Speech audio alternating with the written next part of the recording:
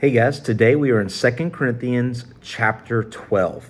As Paul is finishing up, closing his letter, we see some things that Paul's going to reveal to us, right? So remember, his tone has changed, and starting in really chapter 10, 11, he's boasting about himself, not to be conceited, but he's really having to boast about himself to go against these super apostles that are kind of trying to tear apart the church in Corinth. And so, of course, being super apostles, they're boasting about themselves and about all the things that they can do. So that's why Paul in chapter 11 and now in chapter 12 has to boast about himself, right? They're boasting about all the good things, but in chapter 11, Paul boasts about all the bad things that has happened to him to prove that he's not just boasting about good things, right? But it's in the bad things that they can see God's strength in God's hand in preserving him and moving him forward. So when we get to chapter 12, he is continuing this idea, and he says, I must go on boasting. I don't want to, but I've got to keep doing this because you guys ain't getting it. The Corinthians are not getting it. And so though there is nothing to be gained by it, I will go on to visions and revelations of the Lord. He doesn't want to write about himself. He'd rather be writing about Jesus, but these super apostles are doing all this. And so what are they doing? They're doing just like the Israelites, comparing God to earthly people, right? So these super apostles are having visions and revelations. And so now Paul says, well, I don't want to do this, but I've got to do this, right? So I'm going to go on and talk about these visions and revelations. And then we see in verse 2, he says, I know a man. Now, as we continue to read, it's Paul talking about himself in third person. You don't really see it until verse 7 where he switches back to first person, but it is Paul. He's not talking about he knows somebody. He's just referring to somebody who has gone through this because he doesn't want to brag on himself. He's done that enough. And so he says, I know a man, that's him, Paul, in Christ, who 14 years ago was caught up to the third heaven. Okay, so just remember, 14 years ago, there's some argument about exactly when that was, but you can put in your Bible somewhere between Acts chapter 13 and 14, okay? It's a good time period, whether he's in Antioch or he's in Sicilia, it doesn't really matter, right? So 14 years ago, he gets caught up to the third heaven. Now, when he says third heaven, what does this mean? This is just a common belief back then of what it means, what we would call today outer space, right? So the blue sky of our earth is considered first heaven. The star sky is considered second heaven. The third sky or the third heaven is considered the place where God dwells, right? So we would just call that heaven today, because they don't know atmosphere and all those things, right? So when it says I'm caught up to the third heaven, it would be heaven where God reigns, right? Whether in the body or out of the body, I don't know. God knows. He says I don't know if it was a vision or if really I went up there. I'm not sure exactly about that, but I do know I was in the place where God was. And I know that this man himself was caught up into paradise. Now, we've seen this word, right? Jesus told the thief on the cross, today you'll be with me in paradise. Paradise was the place in which, in the New Testament, people thought when they died, their souls would go. And so we would call that today heaven, right?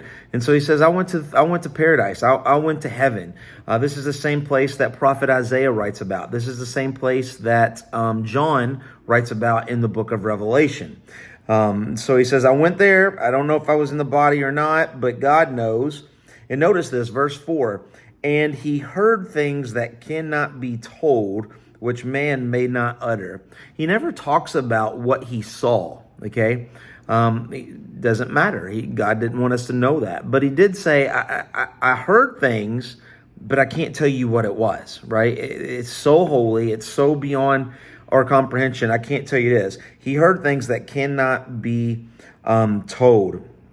So he doesn't even mention about the things that he saw, but he says, I can't tell you everything about what I heard. On behalf of this man, I will boast, but on my own behalf, I will not boast except of my weaknesses.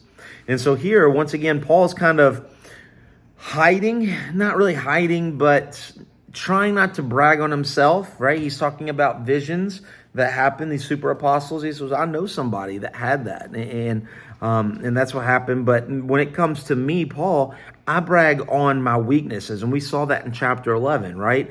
The stonings, the shipwreck, the at sea, the hungry, the thirsty, right? All those things, right? We saw that in chapter 11. Paul says, I'm not going to brag on all the good things that's happened. I'm going to brag on the bad things that's happened. Though, if I should wish to boast, I would not be a fool, for I would be speaking the truth. But I refrain from it, so that no one may think more of me than he sees in me or hears from me. Paul says, if I want to boast, I could, because, man, I could tell you some good things, right? But he says, but I'm not boasting because I don't want you to think Paul is important, right? Paul says, I'm nothing. Jesus is everything. Paul's there to point to Jesus, not to Paul. Unlike these super apostles, everything that they're doing is to point to themselves, not point to God. That's the point in which he's getting. Verse 7, so to keep me from being conceited because of the surpassing greatness of the revelations. See that verse 7, he talks about him. He put it back in personal. So that's how we know that he's talking about Paul went to the third heaven. To keep me from being conceited because of the surpassing greatness of the revelations of going to the third heaven, a thorn was given me in the flesh, a messenger of Satan to harass me, to keep me from becoming conceited. Now, there's a whole lot here, and believe me, a lot of smart people have delved way deep into this, but let me just kind of help you understand this, okay? So because of his revelation, God in his wisdom, right, did not want Paul to become conceited. So much like we see in the book of Job, God allowed Satan to harass Paul. And in this harassment, he gives him a thorn. Now, you can read a whole lot about this, but just let me easily tell you, there is nothing in the Bible that tells us what this thorn is, okay? When we think thorn, we think a rose bush, right? We think blackberries. We think of a little thorn in our finger. The word thorn here in the Greek is the word skolops. Skolops. And that translates to be a tent peg or a tent stake, right? So it's not just a little thorn. It's a big thing. And we can tell by other books when he mentions this, this is a physical ailment in which people could see, okay?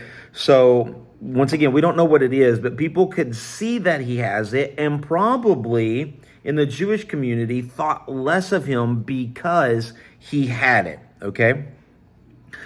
So God allowed him to have this so that it wouldn't go to his head. But not only that, we can see that a messenger of Satan to harass me. So just like God allowed Job to have Satan harass him, tempt him, do all these things, the same happens with Paul. But with that word harass there, it means to punch, to punch. It allows Satan to punch me up. It's the idea of Paul having a physical ailment, all the while Satan is constantly hitting, beating him, right? Ever have a little brother who just punches you over and over and over in the same place, and eventually you're like, ugh, why? Quit. It's the same thing, right? So Satan allows him to have this so that Paul doesn't get conceited. He doesn't fall into sin. He doesn't brag on what he knows, but this is to keep him in check, to remind him that he's not holy, that only God is holy. 3 times I pleaded with the Lord about this, that it should leave me. Now, when it says 3 times, it doesn't mean that he only asked 3 times. He probably asked every day. But the idea of asking 3 times means that I fully engaged and positively asked God, right? I went to every measure of every mean to have a conversation with God. So it doesn't mean I just asked 3 times. He probably asked every day for over 14 years. And that was 14 years ago, and he continues to have this thorn after 2 Corinthians.